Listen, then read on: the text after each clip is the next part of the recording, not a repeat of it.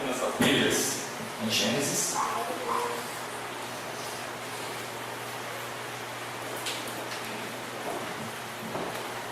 Capítulo 3.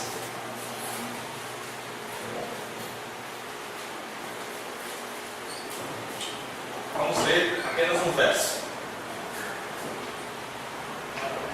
Versículo de número 9.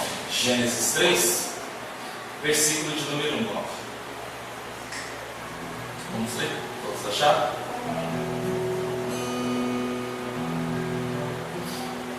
O título dessa mensagem: Deus em busca do homem. Diz o versículo encontrado em Gênesis 3, 9. Mas o Senhor Deus chamou o homem, perguntando: onde está você? O Senhor Deus chamou o homem, perguntando: onde está você? Senhor, que possamos responder esta pergunta, Senhor. Ou melhor, Pai, não queremos mais nos esconder, Senhor. Não queremos mais brincar de religião, Senhor. Queremos levar a sério a Sua palavra, o Seu mandamento, os Seus versos de amor, Senhor. E se há um lugar ao qual possamos nos esconder, que seja debaixo das Tuas asas, simplesmente debaixo das Tuas asas. Que sejamos esses pintinhos, Senhor, que ao Seu chamado possamos estar próximos de Ti, não longe. Temos consciência de que a vida longe de Ti não é vida, Senhor.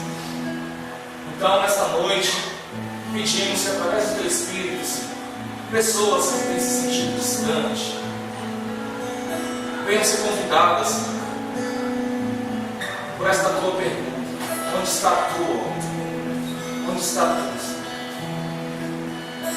Ó Deus, quantas pessoas que têm sofrido, têm abandonado o Teu amor pelo peso do pecado, da religião, do medo, Senhor, e cada vez se escondido mais, Senhor. Eu peço, Senhor, pelo Teu Santo Espírito, Senhor, que a Tua palavra salvífica chegue a esses, aonde eles estão. Amém. Amém.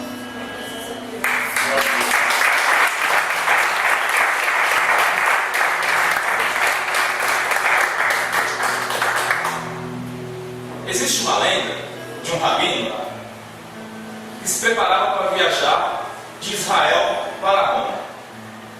Na noite anterior à sua partida, ele teve um sonho no qual viu um mendigo esfarrapado sentado às portas de Roma.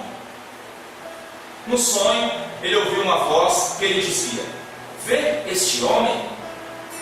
Ele é o Messias vestido de mendigo. O rabino acordou e não conseguiu mais esquecer o sonho. Continuou a pensar nele durante toda a viagem.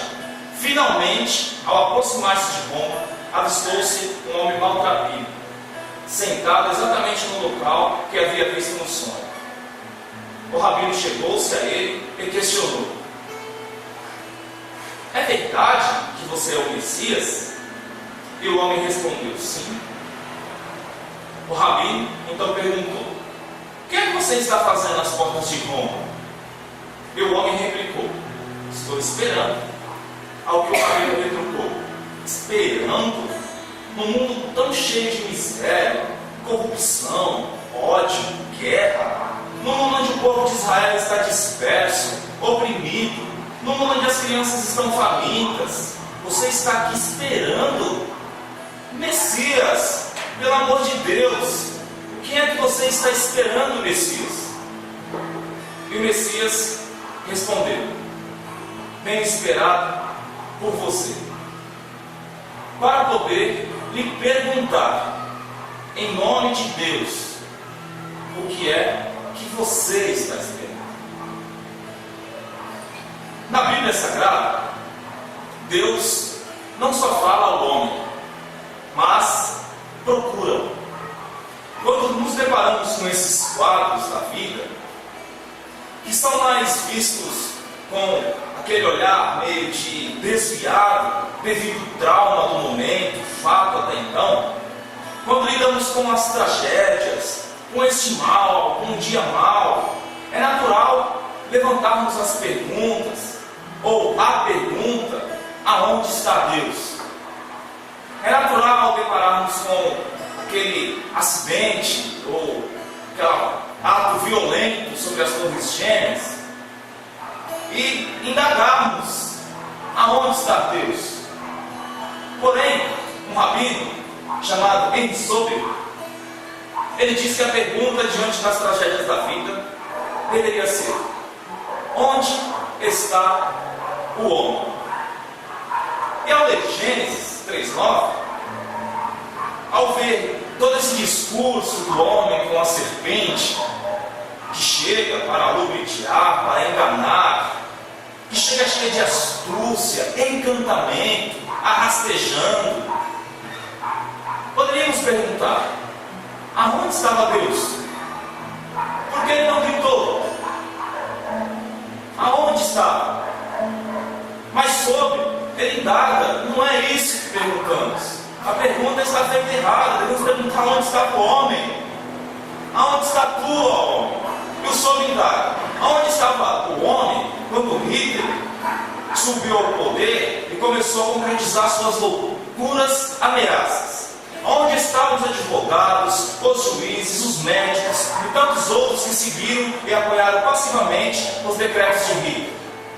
Se os advogados tivessem lutado pela dignidade de sua profissão, se os juízes tivessem defendido a justiça, se os médicos tivessem importado com a vida humana, não haveria necessidade mais de perguntar: o que houve com Deus? Mas sim, onde estava a igreja?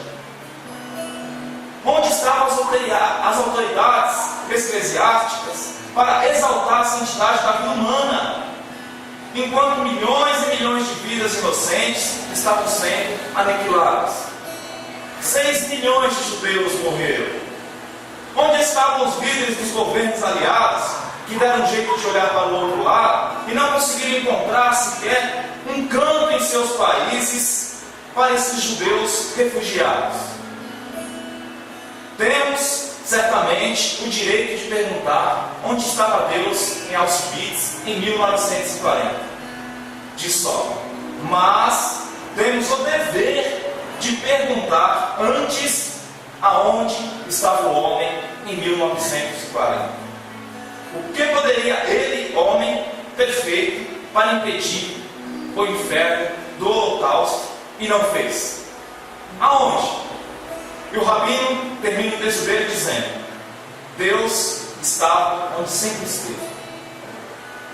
Deus estava onde sempre esteve, esperando que os homens viessem assumir o seu dever. Interessante, e eu já coloquei isso no Facebook da geração, que ninguém espera que a pomba seja mais do que uma pomba, ou que um leão seja mais que um leão. Mas todos esperamos que o homem seja mais humano. Por quê? Diante desse quadro que eu apresentei, qual seria a sua resposta diante dessa pergunta? Por que esperamos que o homem seja mais humano? Por que esperamos, diante de uma humanidade, que ela seja mais humana? Parece até uma contradição. Mas por quê? Ao defrontar a fé cristã com outras religiões pelo mundo afora, nós nos perguntamos sobre a natureza da religião cristã. O que realmente diferencia o cristianismo das demais religiões? Assim que eu iniciei meu curso na faculdade, um padre muito renomado, com diversos livros no mercado, foi dar uma palestra na faculdade sobre cristianismo. E eu, naquela ânsia de querer participar daquilo, cheio de curiosidade por estar lendo, por estar experimentando dessa religião cristã, eu levantei a mão quando ele falou que quem quisesse perguntar sobre algo, E indaguei. Falei, padre, muito bonita a sua exposição sobre o cristianismo. Mas o que diferencia o cristianismo das demais religiões? O auditório tinha aproximadamente 200 pessoas. Todos ficaram a observar o que aquele homem sábio tinha para falar. E ele disse, olha, para eu responder a sua pergunta, garoto, eu teria que lhe dar um curso, mais ou menos de um ano. E eu não vou conseguir responder a sua pergunta agora, porque para isso a gente tinha que rever alguns textos, rever a religião judaica, rever o início do cristianismo. E eu pensei, eu falei, bom, se um homem tão sábio como esse, 60 anos pesquisando sobre o assunto, não respondeu a essa questão, eu vou deixar isso de lado, eu nem vou me atrever. E essa semana, essa questão começou a borbulhar no meu espírito, me deixando inquieto. E é por isso que eu quis trabalhar esse tema essa noite com vocês. Porque as outras religiões, é isso que diferencia o cristianismo das demais, elas representam o homem em busca de Deus. Todas. Mas o Evangelho de Jesus representa Deus em busca do homem. Não há em outra religião isso. Deus deixando talvez um lar, um céu, um trono, não sei como você acredita, a sua crença, para habitar no meio de homens infinitamente menor do que ele. Aonde já se viu isso? A Bíblia fala que isso é loucura para os gregos, é loucura para os judeus. Às vezes as pessoas querem sair correndo desta terra, almejam por um novo lar. Os animais têm o habitat natural deles, mas o homem ainda parece que não encontrou-se essa casa. Então é aquela correria total de um novo céu, uma nova terra, que isso seja construído logo, que esse Jesus que prometeu que voltaria, viesse logo e acabasse com todo esse pranto, com essa dor, com esses massacres, com essa violência. Porque Jesus não voltou antes de Auschwitz, onde 6 milhões de judeus morreram. Deus, ao contrário de muitos que tentam fugir desta terra, Ele vem para essa terra. E ao contrário de todas as religiões da terra, o cristianismo apresenta um Deus misericordioso que procura o homem e se importa com ele. Um Deus que desceu em busca da humanidade. Um Deus dinâmico, simples, manso, humilde de coração, que clama: vinde a mim, os cansados e oprimidos, que eu os aliviarei. Não há isso em outra religião. Vinde a mim, vocês que estão cansados, vocês que estão oprimidos. Alívio para as suas almas. Eu prometo descanso, paz de espírito, alegria, vida. Vinde a mim. Enquanto todos os sistemas filosóficos, religiosos mostram o homem vaqueando em busca da divindade, o cristianismo mostra Deus procurando o homem. As religiões ensinam o homem a procurar Deus, tentando subir a um estágio elevado de espiritualidade através de penitência, sofrimento, karmas, pseudo-reencarnações, outras tragédias. O cristianismo traz o que há de mais sublime na revelação de Deus ao homem, ao afirmar que o Verbo se fez carne e habitou entre nós. Essa é a maior demonstração jamais vista. O Verbo de Deus fez carne e habita no meio de nós. O apóstolo Paulo diz em Atos 17, 24 ao 27 que esse mesmo Deus procura o homem, colocando-se bem perto dele, para que o homem, tateando, possa encontrá-lo. Deus se coloca ao lado do homem e diz: toque-me e será salvo. Deus caminha entre os homens e vê a voz, ouve a voz de um cego gritando: Jesus, filho de Davi, tenha compaixão de mim. O Deus que habitava uma outra dimensão caminha entre os homens, se dirige à beira de um poço para conversar com uma mulher samaritana. Toque nele, ele está no meio de nós. Essa é a notícia do Evangelho. Glória a Deus. Onde estás? Onde estás? É a pergunta que Deus faz para Adão no texto que lemos, após o pecado de Adão. Só que a tradição desenvolveu diversas interpretações para esse texto. Colocaram maçã, que não tem nesse texto, vocês podem conferir. Falaram que o pecado era sexual. Mas qual seria esse pecado ao qual faz Adão se esconder de Deus? A Bíblia fala uma coisa linda, que Deus vinha todos os dias andar pelo jardim para dialogar com o homem. Porque esse homem abandona tudo isso? Abandona o que é de mais sublime, o que é de mais lindo, o que há de mais confortável. Porque esse homem abandona um discurso, um diálogo. Porque esse homem abandona um lar de amor para se esconder através de plantas, de figueiras. Porque esse homem dá ouvido à voz de uma serpente. E a serpente simboliza justamente esse desvio, porque a serpente ela anda assim. O Evangelho é a coisa reta, para aquele que tem retidão no espírito, para aquele que enxerga adiante, não para aquele que fica se desviando. Mas o homem ele quer olhar para essa serpente que se desvia, que se perde, que se rasteja. Dizia um teólogo que o homem tem todo um banquete para ele, mas prefere lamber a terra, ser parecido com a serpente. E por que ele se esconde? Por que será que esse homem se esconde? Porque ele se sente nu.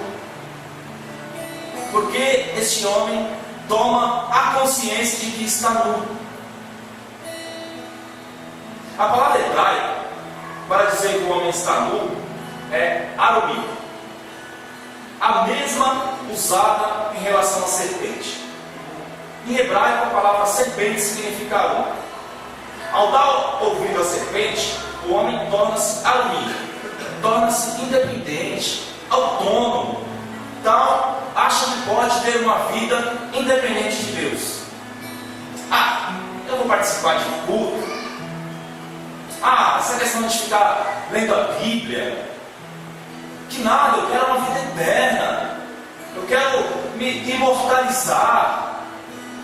Deus falou simplesmente para não comer do fruto, mas eu quero mais vida, eu não quero morrer. Esse é o medo de Adão. Eu não quero morrer, eu quero me tornar imortal. E aí ele cai no discurso da serpente, de que se ele comer esse fruto, ele não morrerás. Ele cai no discurso da serpente, de que ele sair de uma igreja, de uma amizade, de um relacionamento, de um emprego, da faculdade, ele não morrerás. Ele cai no discurso da serpente, de que ele expulsar o filho, porque o filho não atendeu a algumas exigências dele, ele não morrerás. Ele cai no discurso de que a vida pode acontecer distante de Deus, então basta alguns remédios para aliviar a tensão da alma. Porque a serpente disse que ele não morrerás. E aí, o homem, que era a imagem e semelhança de Deus, agora passa a ser a imagem e a semelhança da serpente. E o que seria ser a imagem e a semelhança da serpente? Ontem eu vi, experimentei o que seria esta imagem e semelhança da serpente. Estava ocorrendo o culto, e aí o Tiago falou que bateram no carro do meu amigo que estava lá fora. E eu saí, a mulher estava aqui do lado, eu cheguei: senhora, dá licença, boa noite. Ela mal me olhou. Continuou tentando guiar a outra mulher para colocá-la, quer dizer, para ajudá-la a colocar o carro na garagem. Eu falei, senhora, dá licença, boa noite. É que você encostou no carro do meu amigo e eu só queria que você olhasse o que você fez. Essa mulher começou a xingar. Falar que não podia deixar a carro ali, que esse pessoal de igreja é tudo folgado, que aqui tinha um monte de pastorzinho de, não preciso nem falar no resto. A Bíblia diz que o homem é a imagem e a semelhança de Deus. E aquilo que não é a imagem e a semelhança de Deus, é a imagem e a semelhança do quê? Da serpente, da astúcia, da ignorância, do tipo você se vira, responsabilidade sua, o carro está aí na rua mesmo, não tem a ver com seus problemas. Eu vou agora dançar o meu funk, se dane sua igreja, seu pastor. E ela subiu a rua gritando aleluia, glória a Deus. É o deboche da serpente, olhando para o homem dizendo é justamente isso. Não precisa de fato entrar na igreja, basta você fazer a sua vontade. Então coma desse fruto, vai dançar de fato o seu funk. É serpente. O que é ser a imagem da serpente? É achar que pode trilhar o caminho sozinho, é viver do jeito que a gente quer. Observe a parábola do filho pródigo. Pai, manda aí a minha herança, que eu vou cair fora dessa. Vou viver do jeito que eu quero. Afinal de contas, eu quero poder, eu quero sexo, eu quero aventuras. Aqui está muito monótono. As mesmas músicas, os mesmos semblantes, a mesma comida. Mal tem festa, eu quero festejar. O que é viver a imagem e semelhança da serpente? É ter esse ego. É achar que o outro está ao seu dispor para lhe fazer feliz sempre. É querer diminuir o outro para que você cresça. Mas o Evangelho é totalmente diferente disso. O Evangelho é João Batista dizendo: Senhor, que tu cresças e eu diminua. Interessante é que quando Deus chega ao jardim do Éden, ele sai andando, ele gritando como uma mãe em busca de um filho a quem perdeu de vista. Adão, Adão, onde você estás? Olha o desespero de Deus. Adão, onde você está, Adão? Mas será que Deus não sabia do paradeiro de Adão? Será que ele não sabia onde Adão estava naquele momento? Claro que sim, claro que sim. Deus sabia exatamente atrás de qual árvore Adão estava. Deus sabia o que Adão tinha feito. Mas Deus não acusa e nem se aproxima deste homem com surpresa. Ele apenas pergunta: aonde estás? Adão, aonde estás? Ele dá a oportunidade de Adão responder a esse chamado. É engraçado que Deus procura sempre o diálogo, a proximidade, a conversa no pé do ouvido, sentar no chão, caminhar pela cidade, partir o pão, e o homem vive se escondendo.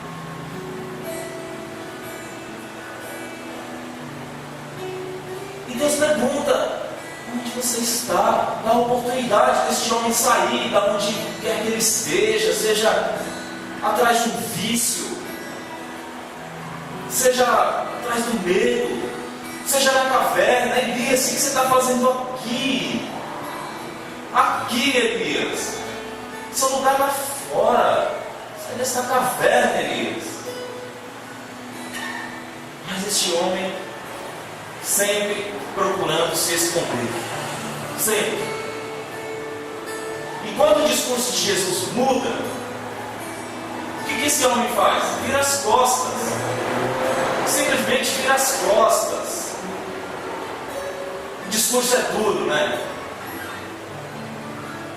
E por qual motivo Deus estaria à procura deste homem falível, pobre, deste homem infiel, deste homem que troca os frutos da vida por um fruto simples e corruptível.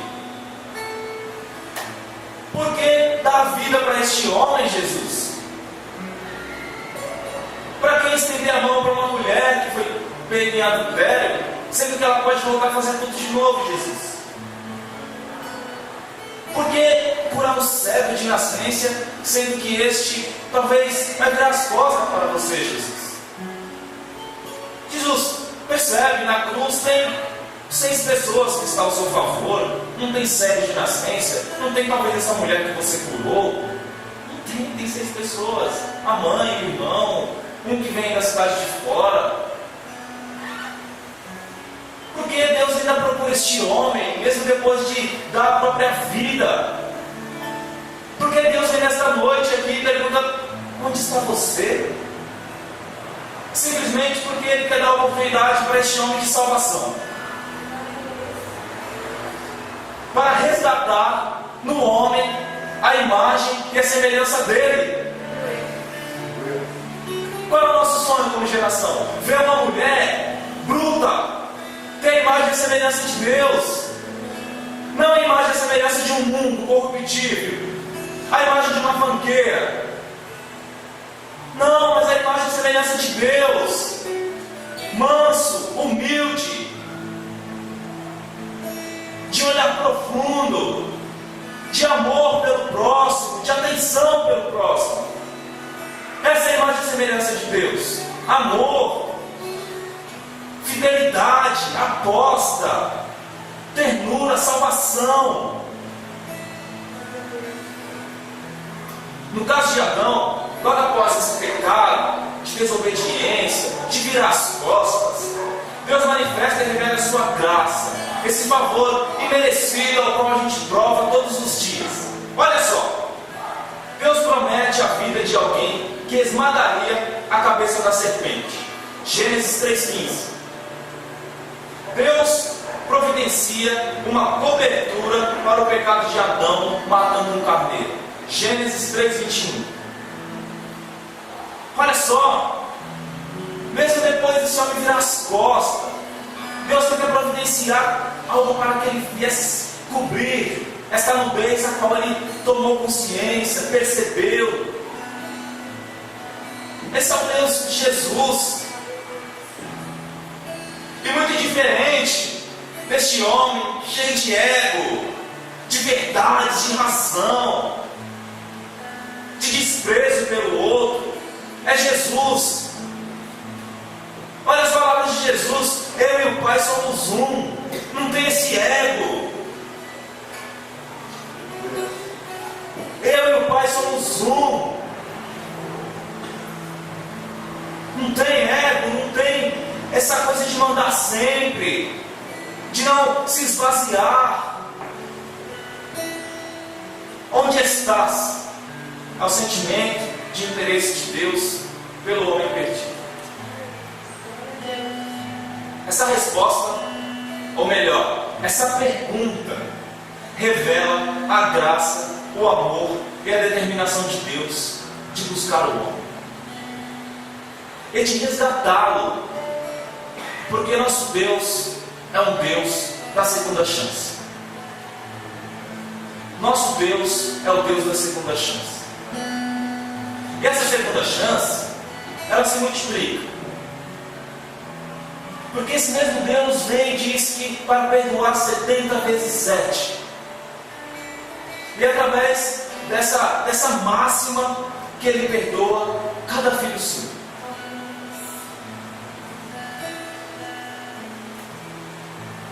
E esse Deus, Ele continua a buscar este homem perdido. Continua a gritar no ouvido deste homem. Continua a caminhar pelo jardim.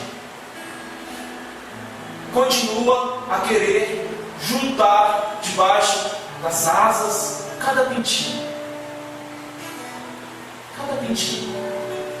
Esse Deus é o Deus que abandona 99 ovelhas para buscar uma que está perdida.